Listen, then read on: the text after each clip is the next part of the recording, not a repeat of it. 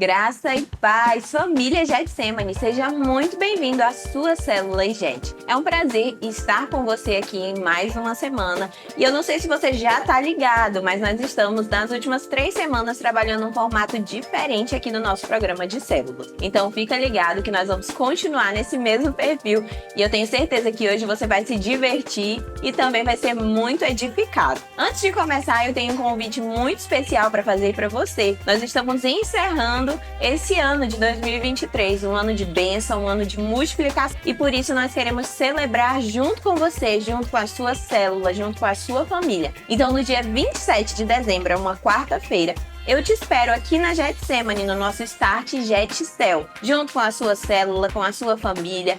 É dia de trazer suas bandeiras, trazer vuvuzela, fazer barulho, apito. Pode usar a criatividade, fazer cartaz. Eu não sei como você vai se programar para isso, mas vem cheio de alegria e com o coração cheio de gratidão. Coloca a sua camisa cor de vinho. Se você tiver a do encontro, vem com a do encontro, se não, qualquer outra camisa cor de vinho. E nós vamos estar juntos, celebrando, recebendo a bênção de cada um dos bispos dos cultos e também apresentando você que abriu a sua célula esse ano. Vai ser maravilhoso e além de tudo isso que eu já falei, você também vai poder compartilhar um lanche delicioso no final da festa, porque nós vamos ter a nossa cantina da alegria. Então você é meu convidado especial. Eu te espero aqui. Se você tiver alguma dúvida, pode deixar aqui nos comentários que eu vou responder pessoalmente para você. Aqui no nosso canal IGET TV você encontra as outras ministrações e entrevistas dessa mesma série. Então se você perdeu alguma, volta porque tá incrível, tá muito especial. Aqui embaixo, como já é de costume, sempre aparece aqui o link de algumas músicas para você colocar na sua célula para gerar esse ambiente de adoração. Então fica comigo até o final, porque hoje nós temos preparado um conteúdo muito legal para você e você vai já descobrir quem é o meu convidado de hoje.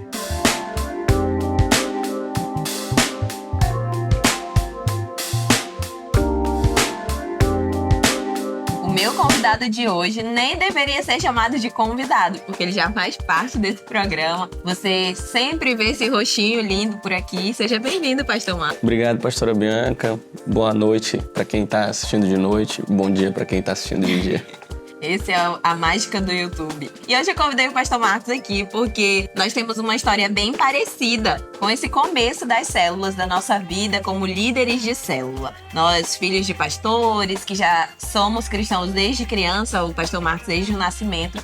E hoje nós vamos compartilhar com você sobre uma outra perspectiva dessa liderança celular. 2 líderes que começaram ainda crianças. Então, eu queria, Pastor Marcos, que você compartilhasse aí com os nossos irmãos, com os nossos amigos aqui da Getsemane de Manaus, do Brasil, que estão nos assistindo. Como que foi esse começo da sua vida como líder de célula?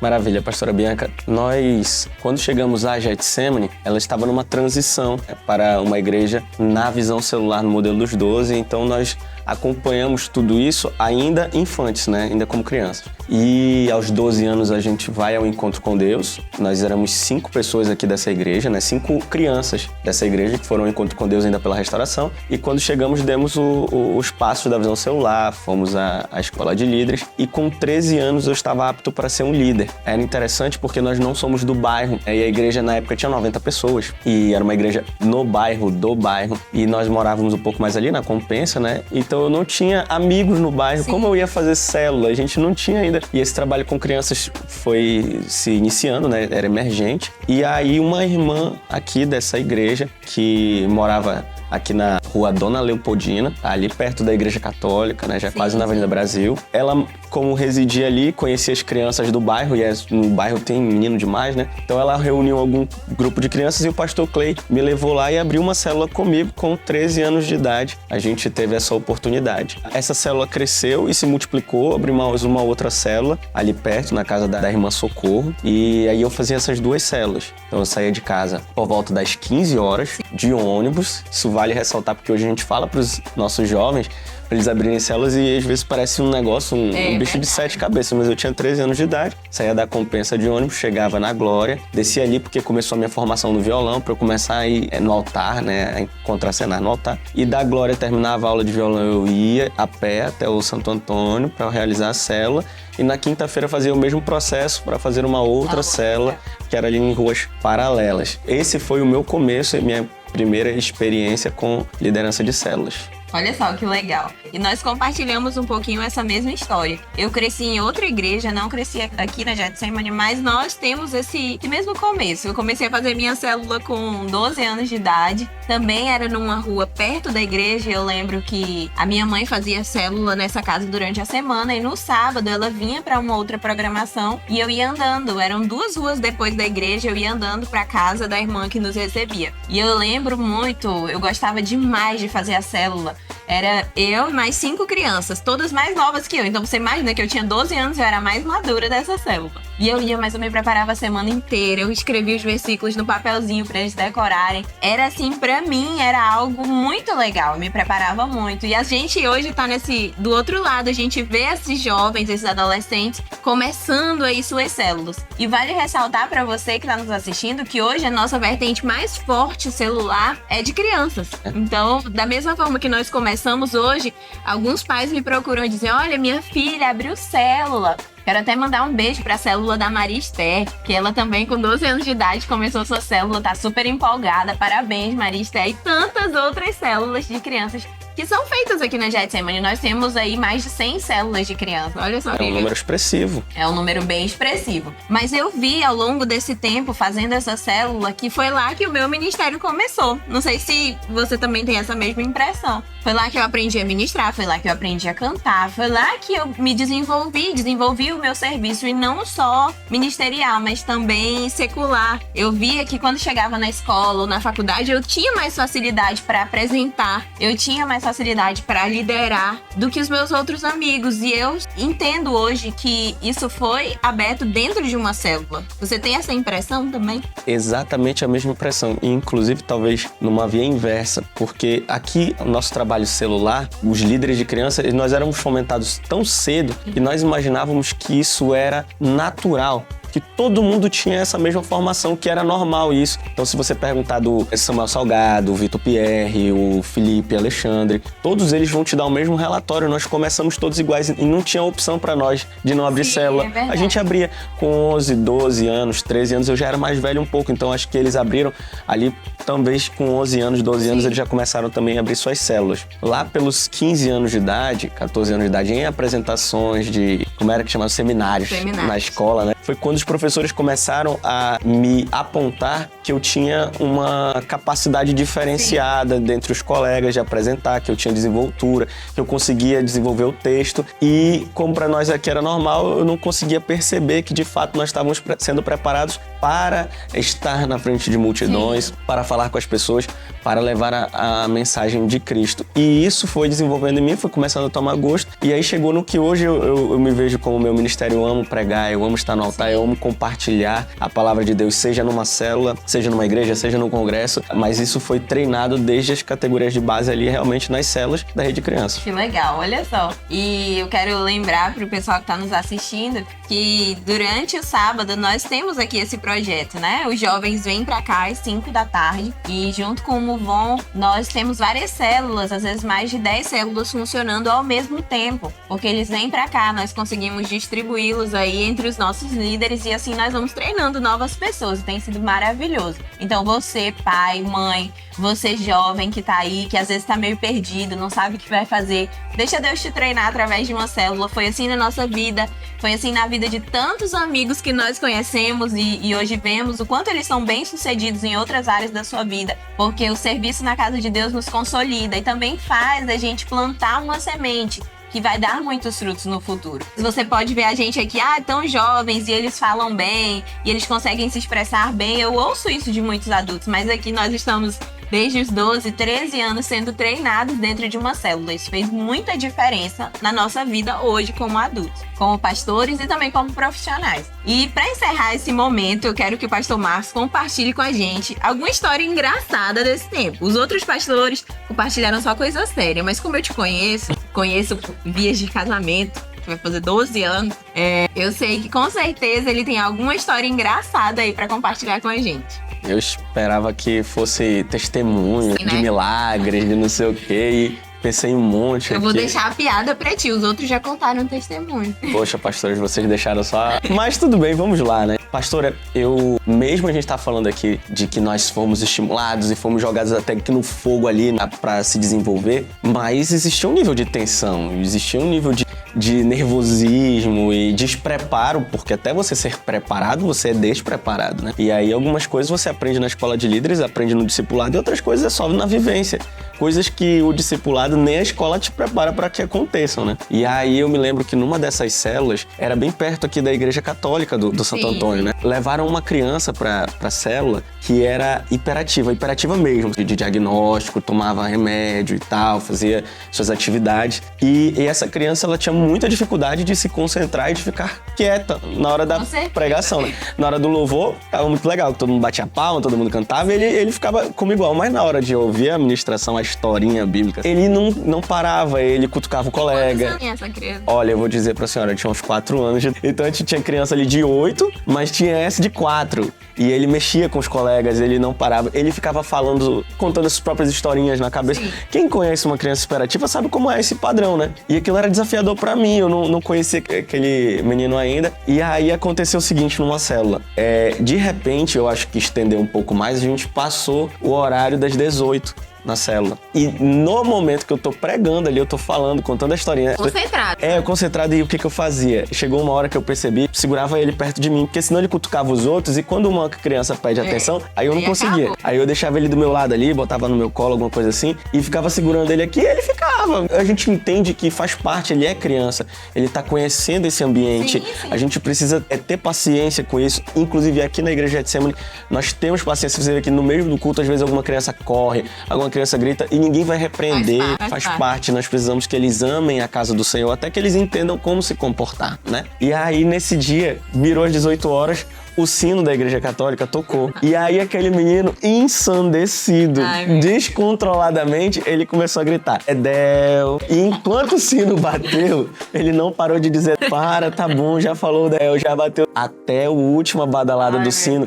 Era um padrão que ele tinha, porque ele morava ali no bairro. Sim. Então, ele já, todo dia às 18 horas, quando tocava o sino, ele ficava junto com o sino. Só que não conseguia mais pregar, porque ninguém aguentou. Todas as crianças ficaram rindo. E foi um fato muito curioso. No dia, tava num misto de rir, de achar engraçado mesmo o padrão, e tentar controlar a célula. Mas a verdade foi que depois desse episódio, eu precisei calcular muito bem os horários da célula para que não convergisse com o sino, porque senão eu não ia conseguir. Esse foi um fato bem curioso que eu vivi. Muito bom, muito obrigada. É muito bom ouvir histórias assim, porque nós sabemos que nós não somos os únicos que passam por coisas, situações engraçadas dentro da nossa célula, às vezes até micos, né? Quem nunca foi falar um versículo e errou, esqueceu? Quem nunca cantou a música errada? Lá na minha célula tem uns que são bons de louvor, assim, eles cantam mais alto que todo mundo e mais desafinado que todo mundo. Então isso faz parte, são os causos aí que acontecem, mas é muito bom quando nos reunimos para adorar a Deus juntos, para sermos treinados e sermos abençoados. E agora você vai ficar com uma palavra poderosa do pastor Marcos. Amém?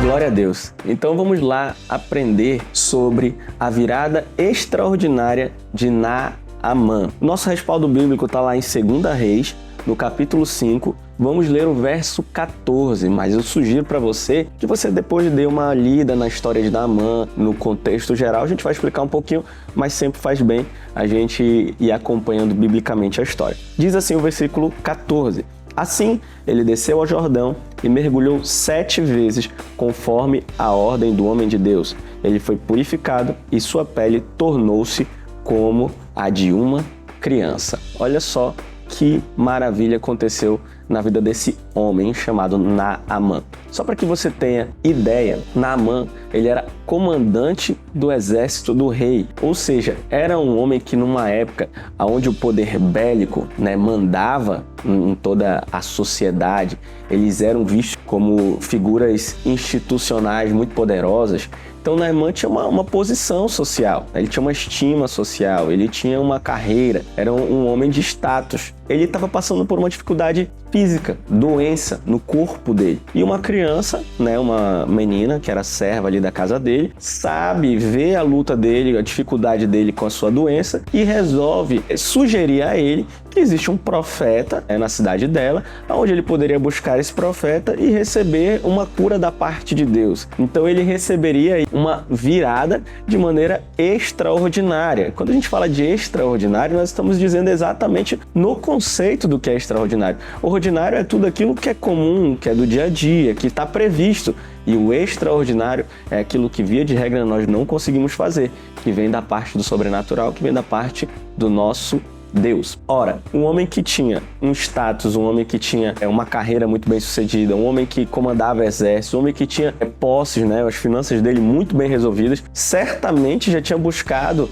todos os médicos que existiam naquela região e provavelmente aqueles melhores médicos que o dinheiro pudesse comprar. Até então, nada nem ninguém pôde ajudá-lo. Isso significa que ele estava vivendo dentro do ordinário, daquilo que é comum, daquilo que é terreno, e não há problema nenhum que nós vivamos também dentro dessa perspectiva. Só que nós estamos aqui vivendo um tempo diferente nas nossas vidas. Assim como Naamã viveu, nós estamos vivendo em Getsêmani uma virada do natural para o sobrenatural, do ordinário para o extraordinário, e assim vai acontecer, como eu já falei, na tua vida, na tua casa, na tua família, nos teus negócios, em nome de Jesus. Vamos ver aqui então o que é que acontece. Diante de um cenário, Naamã, ele estava precisando, e quando nós estamos precisando, nós realmente nos submetemos a algumas coisas que as pessoas nos indicam, não é? Tantas coisas quando, eu tô com dor de cabeça. Se você falar dor de cabeça, muita gente vai te chegar com uma solução, com outra solução, e quando você realmente está precisando, você vai buscar as soluções.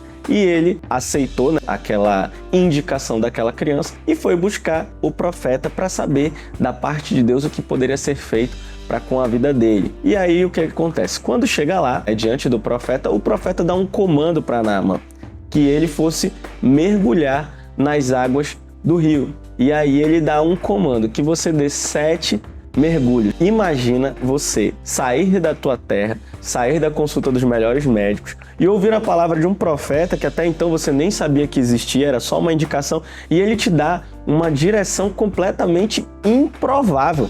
Uma direção que dentro dos olhos humanos, dentro do natural, não existia como aquilo dar certo. Até para nós mesmo, se a gente observar, isso não faz o menor sentido. Ora, se você quiser uma cura, vai lá na Ponta Negra e dá 7 mergulhos. Você ficaria, poxa, isso é muito improvável. E é exatamente aquilo que nós estamos profetizando em Getsêmani para essa virada, para as nossas vidas, que nós vamos receber revelação da parte de Deus para viver uma virada extraordinária. E nós colhíamos no natural porque semeávamos no natural, mas agora nós vamos colher do sobrenatural porque nossas sementes serão sementes sobrenaturais e nós teremos, assim como Naamã, uma virada extraordinária. Vamos acompanhar aqui alguns níveis de libertação que Naamã precisou viver dentro desses mergulhos. Vamos chamar de mergulhos, tá bom? Olha só, ele precisou fazer um mergulho da renúncia. Ora, ele era um homem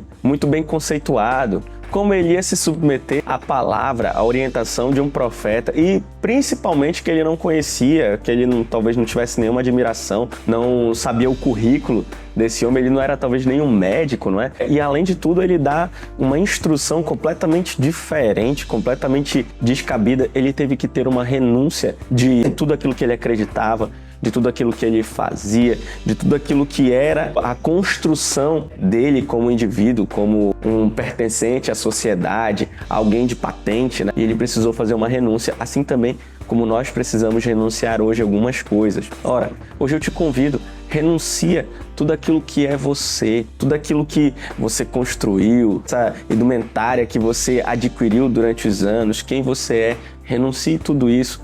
quando você estiver diante do Rei dos Reis e do Senhor dos Senhores, se Deus está te dando uma palavra hoje de que você faça algo que para você é difícil, de que é inconveniente, que é desconfortável, lembre que nós só poderemos colher do sobrenatural se nós também plantarmos, semearmos no sobrenatural. Então, se Deus está te dando um comando, se você está recebendo aí uma palavra da parte de Deus, semeie com coragem, renuncie aquilo que você acredita, aquilo que você, todas as suas capas, né, todas as suas patentes, assim como Naamã, para que você possa também colher como Naamã. Também, Naamã teve que fazer um mergulho, que é o mergulho da fé. Ora, não tinha como ele saber se aquilo aconteceria ou não aconteceria. Ele apenas tinha que dedicar em fé. E hoje nós estamos sendo convidados a também mergulharmos em fé e agirmos em fé, para que nós possamos colher dessa nossa fé. E tudo isso é sobrenatural. Não vai ser o natural que vai nos entregar algo diferente, algo extraordinário.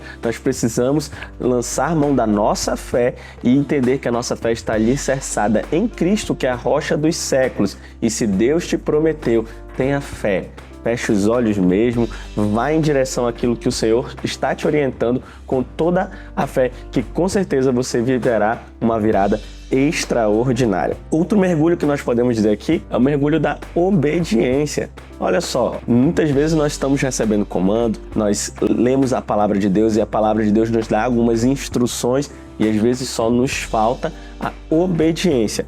Naamã tinha todo o direito de rejeitar aquela instrução e não obedecer. Ele tinha todo o direito, mas também ele não teria colhido os frutos da obediência. Então, nesse tempo, faça o mergulho da obediência. Obedeça aos seus pais, obedeça aos seus líderes, obedeça aos seus pastores, obedeça aos seus chefes, líderes no trabalho. Seja obediente, principalmente à palavra de Deus, ao nosso Deus, aos comandos que Ele tem para as nossas vidas, que com certeza isso nos dará benefícios em uma colheita extraordinária. Essa virada vai ser maravilhosa nas nossas vidas. O mergulho do compromisso. Quando ele assumiu, quando ele decidiu que ele faria aquilo, ele fez com diligência. Ele fez completo tudo aquilo que tinha sido dado comando, né? Tudo que tinha sido orientado pelo profeta, ele fez com compromisso. Aquilo que você assumiu nesse tempo diante de Deus, não deixe para lá. Assuma esse compromisso e faça com diligência.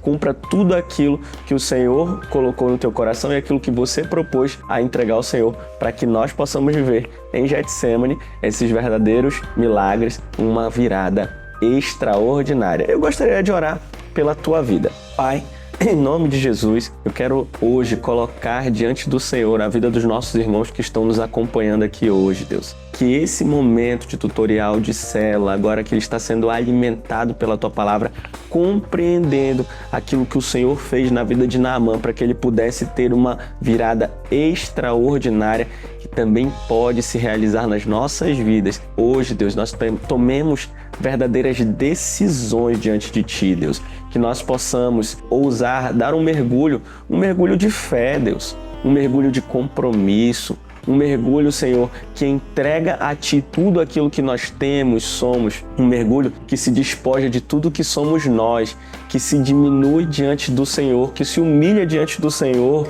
sendo humildes diante de Ti para colher, porque a Tua palavra diz que um coração quebrantado o Senhor não rejeita. Que nós possamos realmente, nesse tempo, Deus, dar um passo de fé, dar esse mergulho de fé, para que nós possamos semear essa boa semente no sobrenatural e ter uma colheita sobrenatural para a honra e glória do Teu nome. Em nome de Jesus, amém.